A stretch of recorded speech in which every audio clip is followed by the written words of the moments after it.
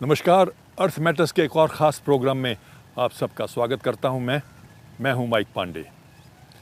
पृथ्वी पर सबसे बहुमूल्य पदार्थ है पानी। देखा जाए तो ये अमृत के बराबर है। मरते हुए इंसान को पिला दिया जाए तो उसमें जान आ जाती है। रेगिस्तान में आ जाए तो रेगिस्तान भी हरा भरा हो जाता है। हमारा जिस्म भी 70% से ज़्यादा पानी है। हमारे देश में नदियों को पूजा जाता है, पर विडंबना इस बात की है कि इसके बावजूद हमारी नदियां विश्व भर में सबसे ज़्यादा प्रदूषित और पोल्यूटेड है, और इसके जिम्मेदार हम हैं। वाटर पोल्यूशन क्या है और किस प्रकार हमारे परिवार को और हमको प्रभावित करता है, आज के इस एपिसोड में हम नज़दीकी से देखते हैं। पानी, जिसे अनादिकाल से सम्मान दिया जाता रहा है। पानी हमारे ग्रह पर सबसे कीमती और शक्तिशाली तत्व है, और इसी के बल पर पृथ्वी पर तमाम जीवन कायम रहता है।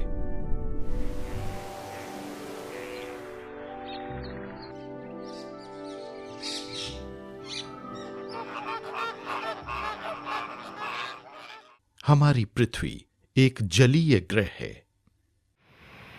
पृथ्वी की 75% से ज्यादा सतह पानी से ढकी है। पृथ्वी पर जितना कुल पानी मौजूद है, उसमें से 97% पानी खारा है। लेकिन इसमें से भी 2% उत्तरी और दक्षिणी ध्रुवों पर बर्फ की शक्ल में जमा है और हमें उपलब्ध नहीं है।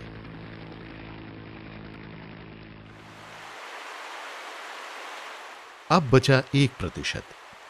इसमें से भी आधा प्रतिशत जमीन की सतह के नीचे भूजल की शक्ल में है, और बाकी आधा प्रतिशत बारिश, नदियों, झीलों और तालाबों के रूप में हमारे लिए उपलब्ध है। यही आधा प्रतिशत पानी हमारी पृथ्वी को लाखों करोड़ों साल से जिंदा रखे हुए है। पानी पृथ्वी पर सबसे ताकतवर तत्व है। इसे बर्बाद नहीं किया जा सकता।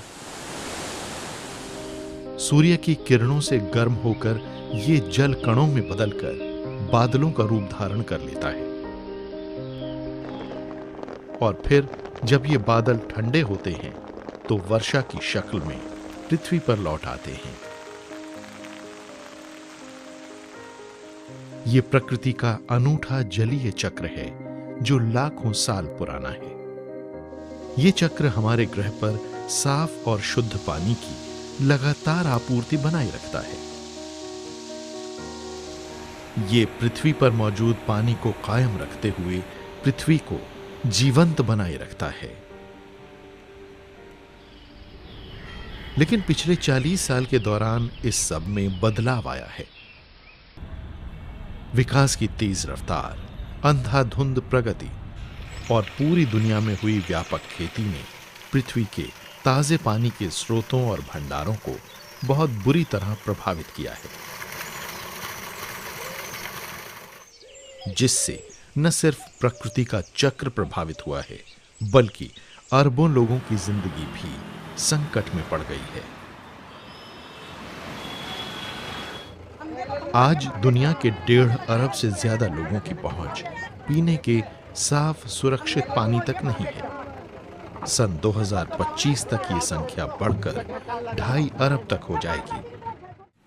हम सभी को जिंदा रहने और हमारी फसलों के लिए पानी की जरूरत होगी।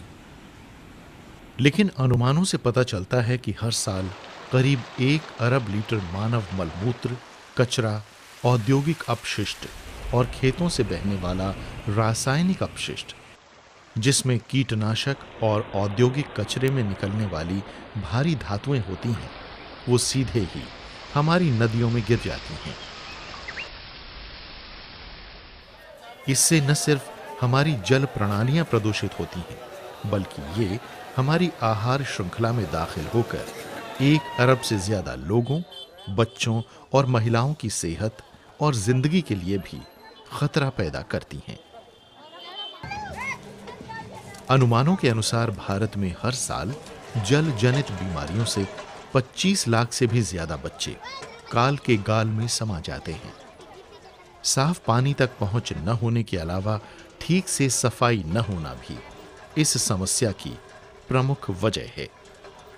पानी को प्रदूषित करने वाले जो सबसे जहरीले तत्व हैं, उन्हीं में से एक है हैवी मेटल। ऐसा खतरनाक नुकसान पहुंचाने वाली धातुओं में लेड यानी सीसा, कैडमियम और मर्क्यूरी शामिल है। इनकी वजह से मस्तिष्क ठीक से काम नहीं कर पाता और फिर इनकी वजह से सोचने और तर्क करने जैसे काम प्रभावित होते हैं। साथ ही साथ इन प्रभावों की वजह से व्यक्ति अपने अंगों का इस्तेमाल भी ठीक से नहीं कर पाता।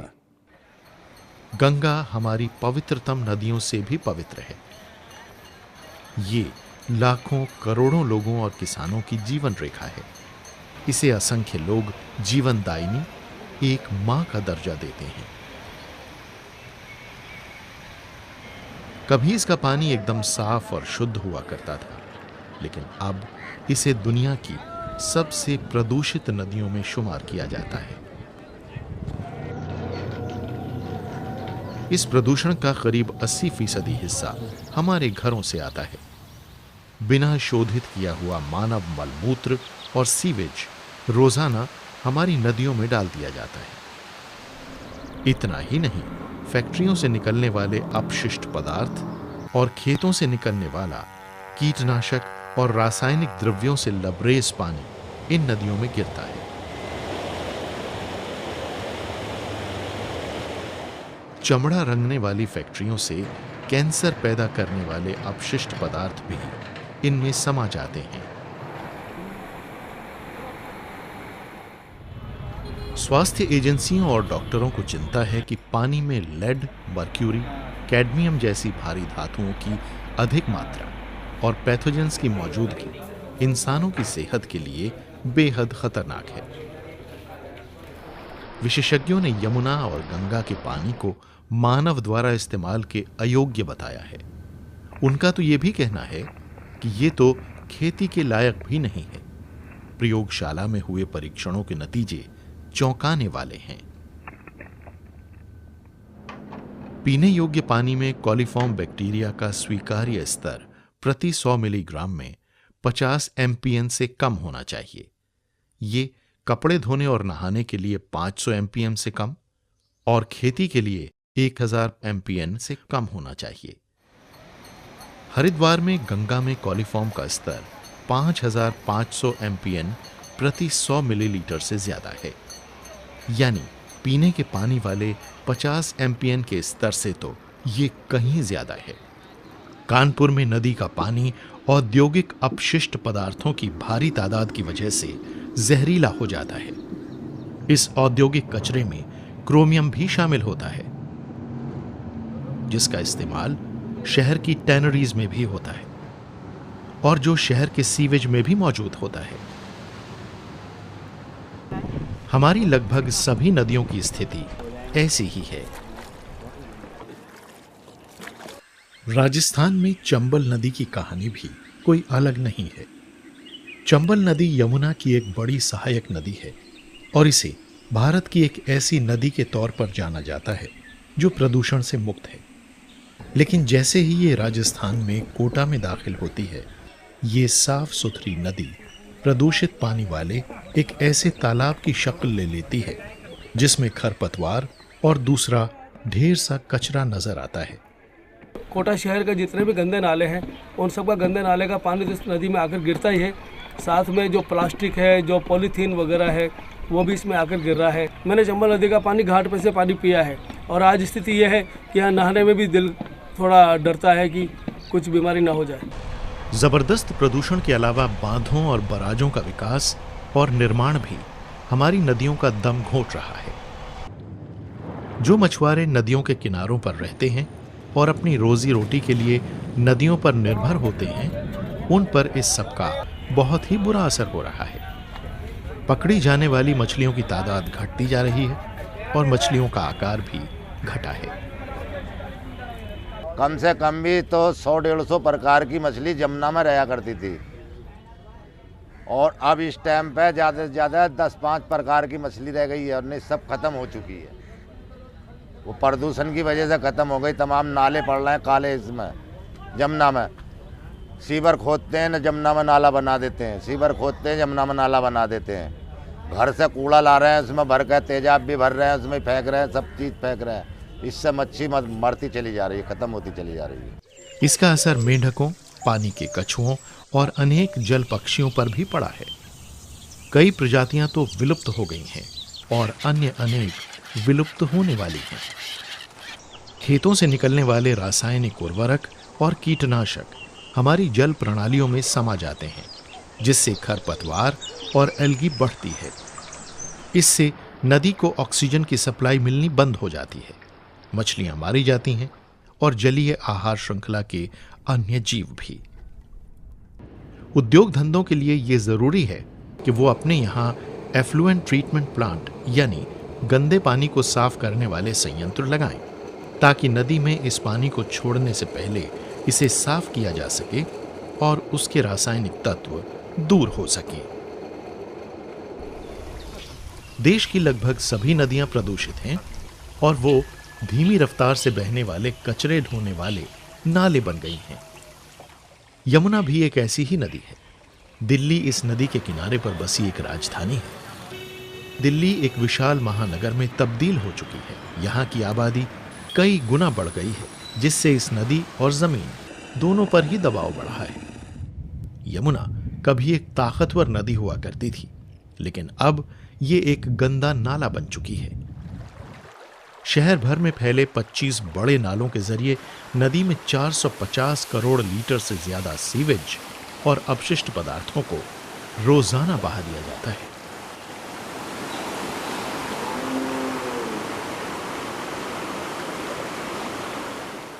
लगातार बढ़ती कॉलोनियों और झुग्गी बस्तियों से निकलता सीवेज और औद्योगिक कचरा प्रदूषण के मुख्य कारण है।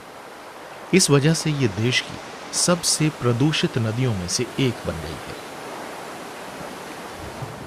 सीपीसीबी के सर्वेक्षण के अनुसार यमुना का पानी ई श्रेणी में आता है, जिससे ये वन्य जीवों, मनोरंजन संबंधी गतिविधियों या कृषि योग्य भी नहीं रहता।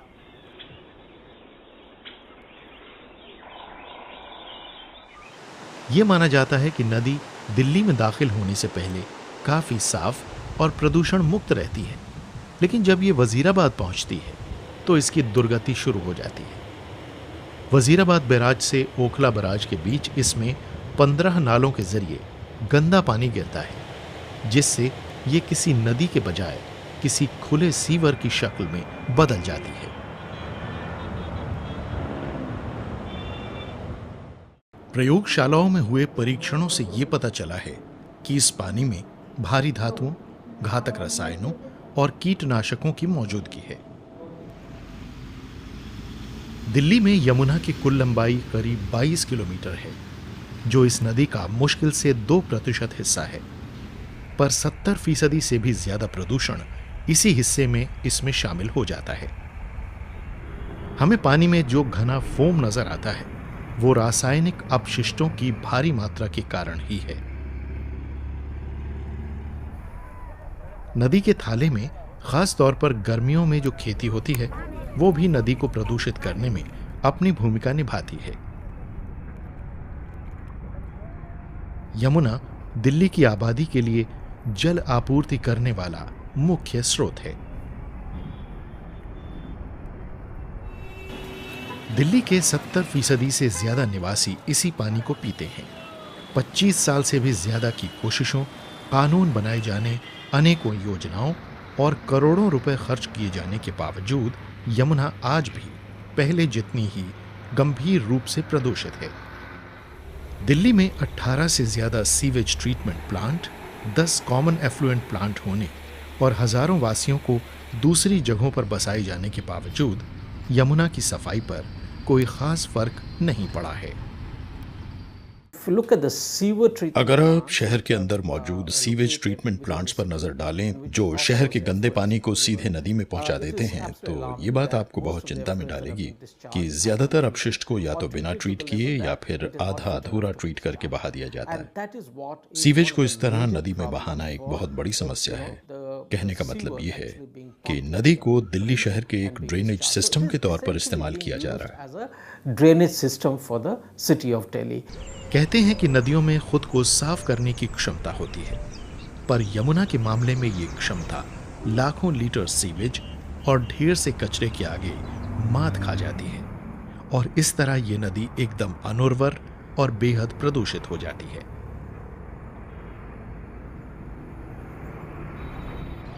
उन्नीस में सरकार ने गंगा को साफ करने के लिए एक महत्वाकांक्षी योजना बनाई। कैबिनेट ने अप्रैल 1985 में गंगा एक्शन प्लान या गैप को स्वीकृति दी और यह वादा किया गया कि इस नदी को 5 साल में साफ कर दिया जाएगा। इस योजना में 261 योजनाएं थीं, जो उत्तर प्रदेश, बिहार और पश्चिम बंगाल के 25 शहरों में फैली थीं। बदकिस्मती से गंगा आज भी प्रदूषित है। अगर हमें इस गंभीर समस्या को सुलझाना है तो विभिन्न स्तरों पर संयुक्त प्रयासों की फौरन जरूरत है। अगर आम लोग इस काम में अपनी भूमिका अदा नहीं करेंगे तो हमारी सरकारी एजेंसियों की कोशिशें कामयाब नहीं होने वाली।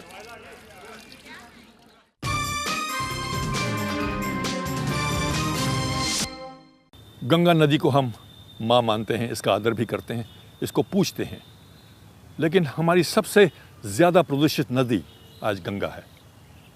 सरकार हर प्रयास कर रही है इसको स्वच्छ करने के, इसको साफ करने के, लेकिन सब प्रयास विफल रहे हैं। 80% से ज़्यादा कूड़ा करकट हमारे घरों से आता है। इसके अलावा रासायनिक खादों का और कीटनाशकों का भी प्रदूषण हमारी नदियों में उड़ेल दिया जाता है और ये सब हमारे परिवार को, हम सबको प्रभावित करता है। स्वेच्छा दिल्ली स्थित युवाओं द्वारा चलाया जाने वाला एक गैर सरकारी संस्थान है जो पर्यावरण और सामाजिक विकास के मुद्दों से जुड़ा है। यह संगठन 2004 से यमुना यात्राएं चलाता रहा है, जिनका मकसद था यमुना नदी के प्रदूषण और अनदेखी को खत्म करना। हम युवाओं के साथ काम करते हैं क्योंकि विरासत में ये नदी उन्हीं को मिलने वाली है जो फिलहाल बहुत बुरी हालत में है, लेकिन हमें इसके साफ होने की पूरी उम्मीद है और ये उम्मीद युवाओं के एकजुट होने पर ही कायम रह सकती है। तो हमने स्कूलों में, कॉलेजों में और समुदायों में कई प्रोग्राम शुरू किए हैं ताकि यमुना नदी के बारे में पहले जागरूकता फैलाई जाए, साथ ही यमुना को बचाने के लिए युवाओं की तरफ से सामूहिक कार्यवाही हो। हम सबको तुरंत ये समझना होगा कि पानी जीवन के लिए अति आवश्यक है और इसकी आपूर्ति सीमित है। तो अगर हम इसे प्रदूषित करते हैं और इसका गलत इस्तेमाल करते हैं तो ये खुद को ही विषाक्त बनाने जैसा होगा। हम पानी को प्रदूषित कर रहे हैं और इस प्रदूषण का लगभग 80% हिस्सा हमारे घरों से आता है।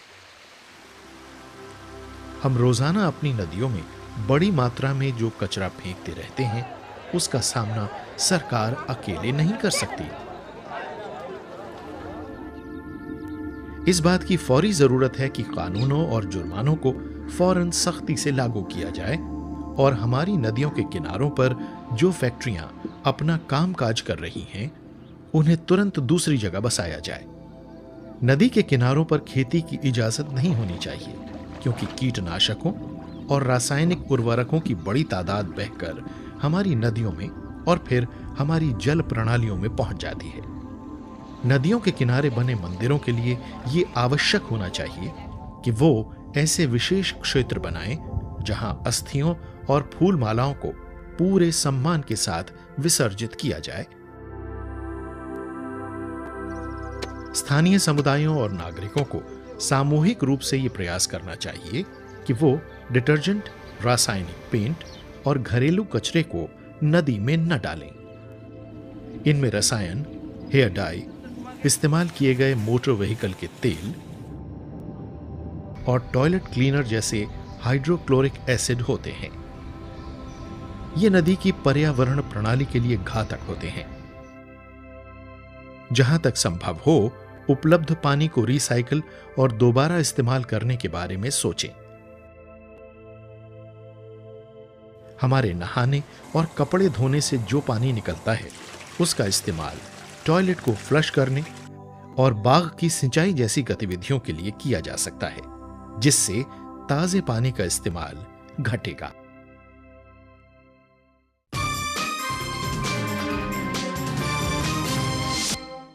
जैसे इस एपिसोड में आपने देखा, पानी हमें जीवन देता है, पूरी पृथ्वी को हरा भरा रखता है, पर पानी सीमित है और इसकी मात्रा घटती जा रही है। लिहाजा बहुत ज़रूरी है कि हम अपने जल स्रोतों को साफ रखें और स्वच्छ रखें और पानी का उपयोग बहुत समझ बूझ कर करें।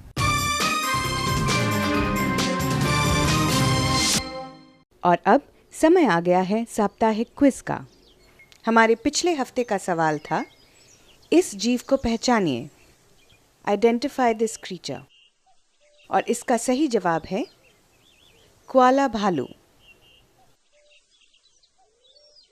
और आज के विजेता हैं आनंदी राय चंडीगढ़, काना राम गहलोत गुजरात, अदिति कालिया उत्तर प्रदेश, रोहित करभारी महाराष्ट्र और कामना सिंह ठाकुर हिमाचल प्रदेश।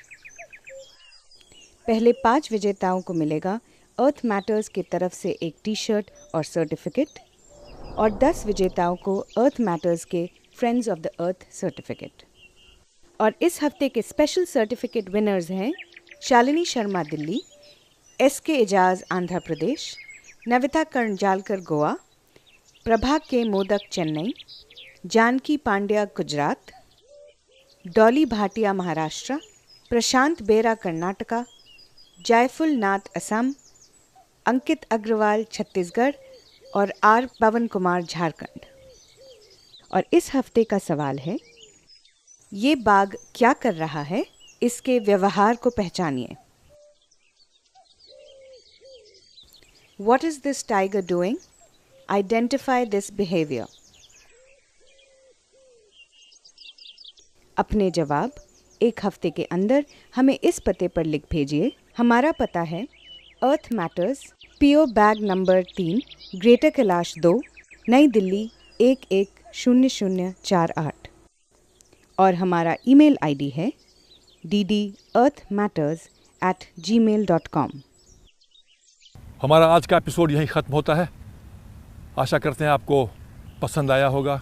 अपने सुझाव और विचार हमें ज़रूर लिख भेजिएगा। हमें आपके ख़तों का बेसब्री से इंतज़ार रहता है। अगले हफ्ते आपसे फिर मुलाकात होगी एक नए मुद्दे को लेकर, एक नई दिशा में, एक नए सफ़र पर। तब तक के लिए अपना ख्याल रखिएगा। नमस्कार।